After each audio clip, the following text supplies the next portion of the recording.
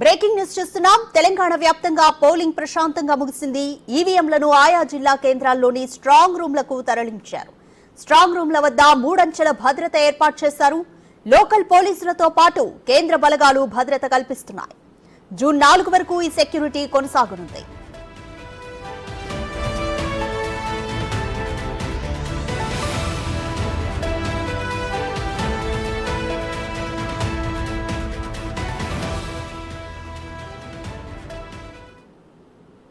Right, more details మా ప్రతినిధి సురేష్ అందిస్తారు.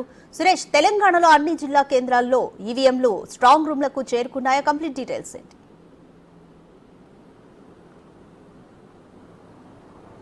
నిన్న అర్ధరాత్రి వరకు కూడా కొన్ని చోట్ల పోలింగ్ జరిగింది. పోలింగ్ ముగిసిన తర్వాత ప్రత్యేక వాహనాలలో ఎస్కార్ట్ సహాయంతో స్ట్రాంగ్ రూమ్లకి ఈవీఎంలను తరలించడం జరిగింది. ప్రస్తుతం నేను ఇండోర్ స్టేడియం దగ్గర ఉన్నాను. ఎల్బీ నగర్కి సంబంధించి ఇక్కడ మల్కాజ్గిరికి సంబంధించిన స్ట్రాంగ్ రూమ్ ఏర్పాటు చేయడం జరిగింది. ఇక్కడ వారికి సంబంధించి మూడంచెల భద్రతను కూడా ఏర్పాటు చేశారు. ఎవరిని కూడా ఇక్కడికి అనుమతించకుండా లోపల కట్టుదిట్టమైన భద్రతని ఏర్పాటు చేశారు. 20 రోజుల పాటు జూన్ 4వ తారీఖు వరకు కూడా ఇదే భద్రత కొనసాగుతుందని చెప్పేసి కూడా అధికారులు చెప్తున్నారు. ఇక హైదరాబాద్ కమిషనరేట్ పరిధిలో 13 స్ట్రాంగ్ రూమ్లు ఉన్నాయి. ఆ 13 స్ట్రాంగ్ రూమ్ల వద్ద కూడా సేమ్ సెక్యూరిటీని ఏర్పాటు చేశారు. నిన్న కొన్ని చోట్ల క్యూ లైన్లో అర్ధరాత్రి వరకు ఉండడంతో అక్కడ కొద్దిగా లేట్ అయినప్పటికీ కూడా మొత్తం రాత్రి 12 గంటల వరకు అన్ని స్ట్రాంగ్ రూమ్ల వరకు ఈవీఎంలను చేర్చేసి అక్కడ భద్రత కట్టుదిట్టడం చేశారు. ముందుగానే స్ట్రాంగ్ రూమ్ల దగ్గర 3 అంచెలు, ఎందుకంటే ఇటు రాష్ట్ర బలగాలతో పాటు కేంద్ర బలగాలు సిఆర్పిఎఫ్ బలగాలతో 3 అంచెల భద్రతను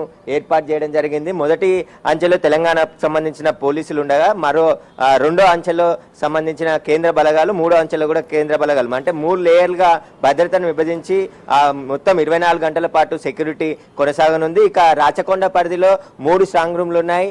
మొత్తం రాష్ట్ర వ్యాప్తంగా 44 స్ట్రాంగ్ రూమ్ల వద్ద పూర్తిగా బందోబస్తు అయితే ఏర్పాటు చేయడం జరిగింది.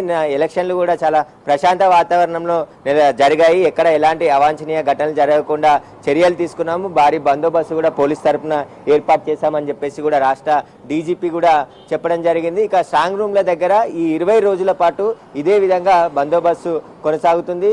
మొత్తం ఏదైతే జూన్ 4వ తేదీన మళ్ళీ కౌంటింగ్ రోజు ఏజెంట్లు అదేవిధంగా పార్టీకి సంబంధించిన అభ్యర్థుల అనుమతితో ఈ స్ట్రాంగ్ రూమ్లను తెరవనున్నారు. ఆ రోజే ఓట్ల లెక్కింపు ఉంటుంది కాబట్టి 20 రోజుల పాటు కూడా భద్రత కల్పించనున్నారు. ఎందుకంటే మరికొన్ని రాష్ట్రాల్లో ఎలక్షన్స్ ఉన్నాయి కాబట్టి ఈ జూన్ 4వ తేదీన లెక్కింపు ఉంటుంది కాబట్టి ఆ రోజు వరకు కూడా ఇదే భద్రత కొనసాగుతుందని చెప్తున్నారు. ఇటు రాచకొండ, సైబరాబాద్, హైదరాబాద్ కమిషనరేట్ పరిధిలో కూడా చాలా కట్టుదిట్టమైన భద్రతని ఏర్పాటు చేయడం జరిగింది. మొత్తం రాష్ట్ర వ్యాప్తంగా 44 స్ట్రాంగ్ రూమ్లు ఉన్నాయి. ఆ 44 స్ట్రాంగ్ రూమ్ల వద్ద ఎలక్షన్ కమిషన్తో పాటు ఇటు పోలీసులు, రాష్ట్ర పోలీసులు, కేంద్ర బలగాలు కూడా భద్రత కల్పించనున్నాయి. Radhika. Right, thank you Suresh.